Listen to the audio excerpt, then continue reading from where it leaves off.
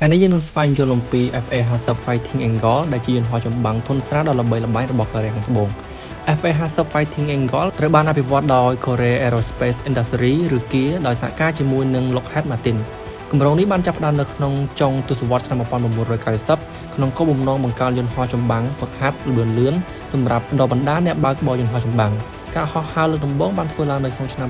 2002ហើយបានចូលបម្រើនៅក្នុងកងទ័ពអាកាសកូរ៉េខាងត្បូងនៅក្នុងឆ្នាំ2005ក្រោយមកវាបានអភិវឌ្ឍបន្ថែមទៅជាកំណែចម្បាំង FA50 ដែលមានសមត្ថភាពប្រយុទ្ធពេញលេញ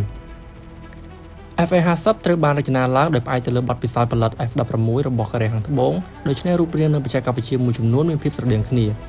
វាជាយន្តហោះចម្បាំងកៅអី2ដែលអាចប្រើប្រាស់សម្រាប់ហ្វឹកហាត់និងប្រយុទ្ធចំពោះសមត្ថភាពវិញ FA50 អាចហោះហើរក្នុងល្បឿនប្រហែល 1.5 ឬជាង 1800 គីឡូម៉ែត្រក្នុង1ម៉ោងវាមានចម្ងាយប្រតិបត្តិការប្រហែល 1800 គីឡូម៉ែត្រនិងអាចហោះហើរដល់កម្ពស់ជាង 14 គីឡូម៉ែត្រ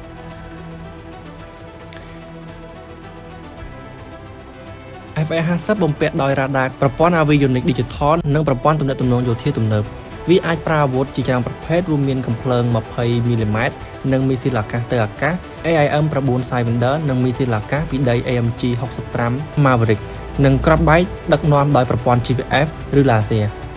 អ្វីដែលធ្វើឲ្យ F50 ទទួលបានការចាប់អារម្មណ៍ពីប្រទេសជាច្រើនគឺរួមបញ្ចូលគ្នារវាងសមត្ថភាពខ្ពស់និងតម្លៃសមរម្យវាមានថ្លៃទិញនិងតម្លៃថែទាំទាបជាងយន្តហោះចម្បាំងធុនធ្ងន់ជាច្រើនប៉ុន្តែនៅតែអាចអនុវត្តបេសកកម្មការពារដែនអាកាសការវាយប្រហារគោលដៅលើដីនិងហ្វឹកហាត់អ្នកបើកយន្តហោះបានយ៉ាងមានប្រសិទ្ធភាពយន្តហោះ FA50 Eagle ត្រូវបានគេចាត់ទុកថាស័ក្តិសមជាមួយនឹងកម្ពុជាជាងយន្តហោះធុនធ្ងន់មួយចំនួនដោយសារមូលហេតុសំខាន់ៗដូចខាងក្រោម 1. សមនឹងថវិកាការពារជាតិ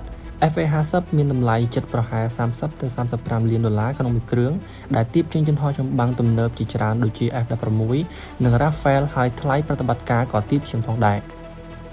2. ងាយស្រួលបណ្ដុះបណ្ដាលអ្នកបើកបរ FA50 ត្រូវអភិវឌ្ឍចេញពីយន្តហោះហ្វឹកហាត់ T50 ដូច្នេះវាអាចប្រើប្រាស់សម្រាប់ហ្វឹកហាត់និងប្រតិបត្តិការប្រយុទ្ធនេះជួយកាត់បន្ថយការចំណាយលើការបណ្ដុះបណ្ដាលនិងគ្រប់គ្រងកងទ័ពអាកាស 3. គ្រប់គ្រាន់សម្រាប់ការការពារដែនអាកាសកម្ពុជាមានផ្ទៃដីប្រហែល 181,035 គីឡូម៉ែត្រការ៉េប៉ុណ្ណោះ FA50 មានល្បឿនទៅដល់ Mach 1.5 និងអាចអនុវត្តកាតព្វកិច្ចការពារដែនអាកាសវាយប្រហារលើដីនិងល្បាតព្រំដែនយ៉ាងមានប្រសិទ្ធភាព 4. ការថែទាំមិនស្មុគស្មាញពេកប្រទេសដែលមានកងទ័ពអាកាសតូចៗជាច្រើនបានជ្រើសរើសយក FA50 ព្រោះវាមិនទាមទារហេដ្ឋារចនាសម្ព័ន្ធនិងក្រុមបច្ចេកទេសធំដូចយន្តហោះចម្បាំងធុនធ្ងន់នោះទេ 5. ប្រទេសអាស៊ានជាច្រើនកំពុងប្រើប្រាស់ FA50 ដូចជាប្រទេសហ្វីលីពីន ថៃនិងម៉ាឡេស៊ីសុទ្ធតែបានជ្រើសរើសយក FA50 ឬកំណែដែលពាក់ព័ន្ធដែលបង្ហាញថាវាសមនឹងតម្រូវការរបស់ប្រទេសកំពុងអភិវឌ្ឍនៅក្នុងតំបន់ប៉ុន្តែបើប្រៀបធៀបជាមួយនឹង J10C មានសមត្ថភាពប្រយុទ្ធខ្ពស់ជាង FA50 ច្រើនដូចជារ៉ាដា ESA ទំនើបជាងអាចប្រើម៉ាស៊ីនចម្ងាយឆ្ងាយសមសម្រាប់ការប្រយុទ្ធអាកាសទល់នឹងអាកាសកម្រិតខ្ពស់ប៉ុន្តែវាត្រូវការថវិកានិងការថែទាំនិងប្រព័ន្ធគ្រប់គ្រងជាច្រើនដូច្នេះបើគោលបំណងគឺការពារដែនអាកាសក្នុងថវិកាសមរម្យនោះ FA50 សមជាងប៉ុន្តែបើគោលបំណងគឺមានសមត្ថភាពប្រយុទ្ធកម្រិតខ្ពស់បំផុតនោះគឺ